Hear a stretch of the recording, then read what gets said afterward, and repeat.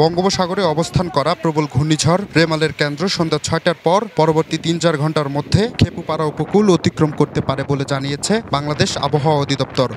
রোববার আবহাওয়ার ১২ নম্বর বিশেষ বিজ্ঞপ্তিতে এ তথ্য জানিয়েছেন আবহাওয়া অধিদপ্তরের আবহাওয়াবিদ মোহাম্মদ ওমর ফারুক।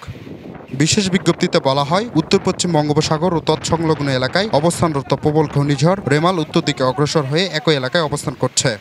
এটি আজ দুপুর ১২টায় চট্টগ্রাম সমুদ্রবন্দর থেকে ৩৩৫ কিলোমিটার দক্ষিণ পশ্চিমে, কক্সবাজার সমুদ্রবন্দর থেকে ৩১৫ কিলোমিটার দক্ষিণ পশ্চিমে, মোংলা সমুদ্রবন্দর থেকে ২২০ কিলোমিটার দক্ষিণে এবং পায়রা সমুদ্রবন্দর থেকে ২০০ কিলোমিটার দক্ষিণে অবস্থান করছিল।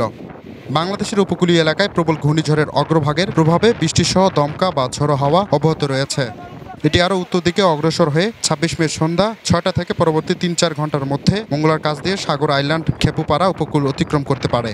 প্রবল ঘূর্ণিঝড়টির কেন্দ্র অতিক্রমের পর এর নিম্নভাগ অতিক্রম অব্যাহত থাকবে।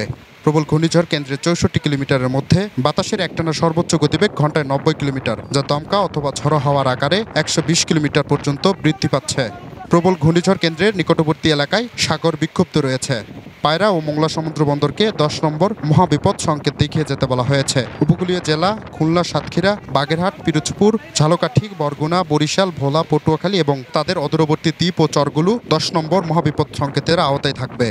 কক্সবাজার ও চট্টগ্রাম সমুদ্র বন্দরকে ৯ নম্বর মহাবিপদ সংকেত দেখিয়ে যেতে বলা হয়েছে। উপকূলীয় জেলা চট্টগ্রাম, কক্সবাজার, ফেনী, নোয়াখালী, লক্ষ্মীপুর, চাঁদপুর এবং তাদের অদূরবর্তী দ্বীপ ও চরগুলো ৯ নম্বর মহাবিপদ সংকেতের আওতায় থাকবে। এছাড়াও খুলনা, সাতক্ষীরা, বাগেরহাট, পিরোজপুর, ঝালকাঠি, বরগুনা, বরিশাল, ভোলা, পটুয়াখালী, ফেনী, নোয়াখালী, লক্ষ্মীপুর, চাঁদপুর, চট্টগ্রাম ও কক্সবাজার জেলার নদীবন্দরকে ৪ নম্বর নৌ মহাবিপদ সংকেত দেখিয়ে যেতে বলা হয়েছে এবং তাদের অদূরবর্তী দ্বীপ ও চরসমূহের নিম্নাঞ্চল স্বাভাবিক জোয়ারের চেয়ে ৮ থেকে ১২ ফুট অধিক উচ্চতায় বায়ুতাড়িত জলোচ্ছ্বাসে প্লাবিত হতে পারে।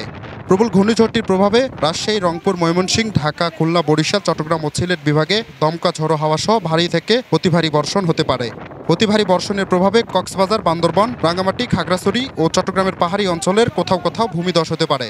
উত্তর বঙ্গোপসাগর ও গভীর সাগরে অবস্থানরত মাছ ধরার নৌকা ও ট্রলারকে পরবর্তী নির্দেশ না দেওয়া পর্যন্ত নিরাপদ আশ্রয়ে থাকতে বলা হলো।